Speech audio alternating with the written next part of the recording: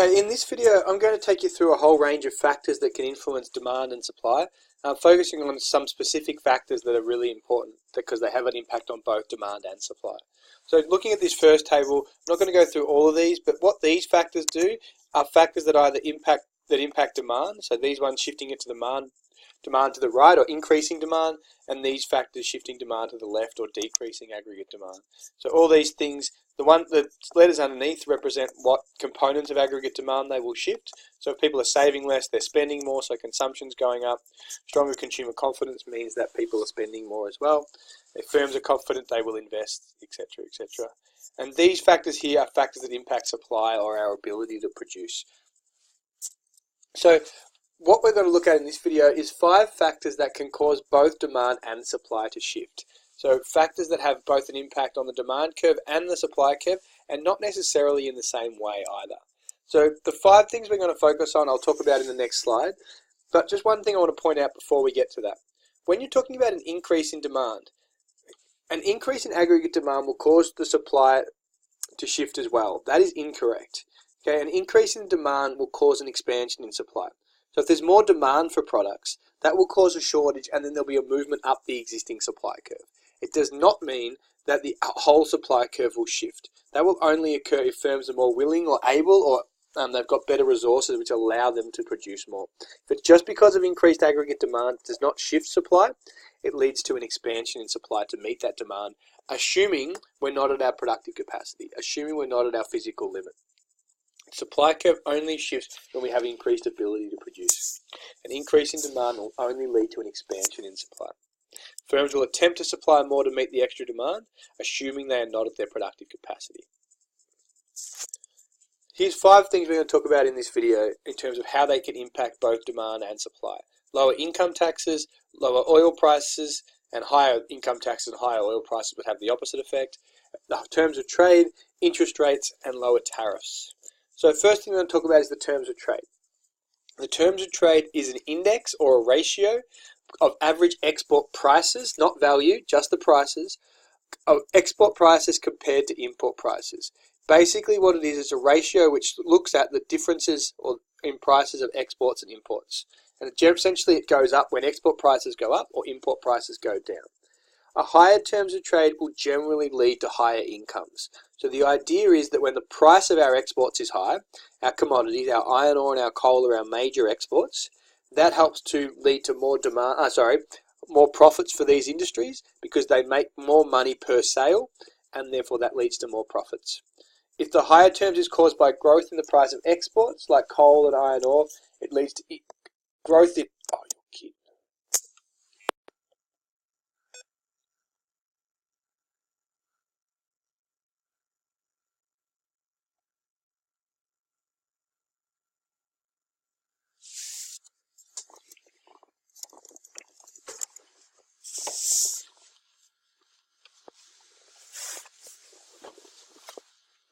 Okay, so the increase in the terms of trade, if it's caused by a higher price of exports like coal and iron ore, it will lead to growth in export incomes. So what workers will be paid more because they're selling their products for a higher price and the businesses can afford to pay them more.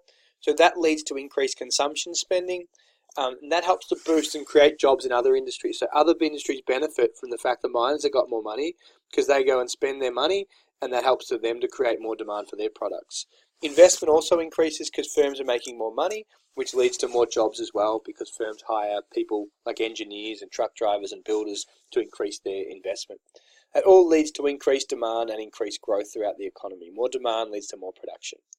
This increased spending will boost the derived demand for labour, so the demand for labour goes up in a whole range of other industries, including hospitality, retail, and all of this helps to reduce the unemployment rate and increase incomes. Higher terms of trade is good for our country. The second one, interest rate cuts. Interest rate cuts are also good for stimulating growth. When interest rates are low, consumers spend more because those that have got existing loans, so consumers that already have a loan, now have more discretionary income, which means that they're paying less off their loans and therefore they've got more money to spend on other goods and services. Consumption also increases for a second reason because consumers are more willing to go into debt. So they're willing to go into future debt because they know they'll be paying less in interest when they go into that debt. They're more likely to buy products on credit cards or take out loans to buy TVs, cars, and which all helps to create consumption, demand, and employment throughout the economy. Investment spending also rises. Firms invest more because they're more willing to borrow as well, and they often need to borrow large sums of money to invest, and that helps to increase their demand for investment, increasing spending on plant and equipment, etc., etc. That all leads to increased investment spending, more jobs, and more demand for goods and services as well. So it's really good for demand because it boosts consumption, because people are willing to go into debt. Those that already have debt have more money, and firms are willing to go into debt as well. From a supply side point of view, existing companies that have a loan already now have lower costs of production. So their loans, they'll be experiencing lower production costs because they'll have to pay less on their existing loans, which will help to reduce their production costs and make them more willing to supply. Real disposable incomes, when people's income goes up, so that's their income after paying taxes, that leaves them with more money, so more purchasing power to buy goods and services, and that leads to increased consumption spending throughout the economy as well.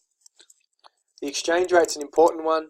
Okay, the trade weighted index we'll talk about more throughout the year, but it's basically comparing the value of the Australian dollar to other currencies. When the Australian dollar goes down, that's generally a good thing for our growth because it means that our exports become cheaper for foreigners. So that we become more internationally competitive because foreign citizens have more buying or purchasing power and they want to buy our goods and services.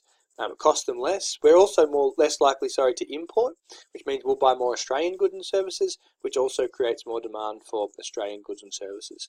So when the dollar's low, it's really good for aggregate demand, creates more jobs because Australians, there's more demand for Australian jobs because they're buying our products. That leads to increased consumption. Firms make more money, which leads to more investment as well. The increased demand in the tradable sector should reduce unemployment, leading to increased consumption. Firms make higher profits, leading to more investment as well. On the supply side, some businesses can suffer because if they're using imports in production, they'll be more expensive. So if we're using machinery from overseas, that can have a negative impact on supply and increase their cost of production. But overall, the benefits for the demand outweigh supply. So a lower dollar is good for our economy. And the last one, lower income taxes. Lower income taxes boost demand because consumers have more disposable income, and that boosts consumption spending. It also leads to supply shifting to the right because there's more of an incentive to work. People are likely to be more productive and join the workforce, knowing that they get to keep more of their money, and that should lead to increased participation and more people as part of the workforce. The benefits of increased participation is there's more competition for jobs, so people generally work harder and become more productive as well. So lower income taxes are good for boosting real GDP as they increase consumption, and they also boost the size of our labour force, increasing aggregate supply. Strong overseas growth is really good for Australia. The stronger other countries grow, the more of our exports they demand. So particularly if growth is strong in China, they will demand more of our commodities for iron ore and coal, so they can increase infrastructure spending. We also benefit because when other countries grow faster, their middle class gets bigger and more people have got enough income to travel to Australia, to get an education in Australia. So Australia's exporters benefit from increased infrastructure spending overseas, and Australia also benefit in other sectors because there's more people coming to Australia for education and tourism. All of that leads to increased aggregate demand and therefore more production to meet that demand. Sorry. And finally, lower oil prices. Lower oil prices are good for supply because oil is used in production, particularly transportation, so petrol, and that lowers prices and makes them more willing to supply. On the demand side, lower petrol prices means consumers have got more money to spend on other goods and services, which also leads to increased consumption spending, which boosts aggregate demand as well. Thank you.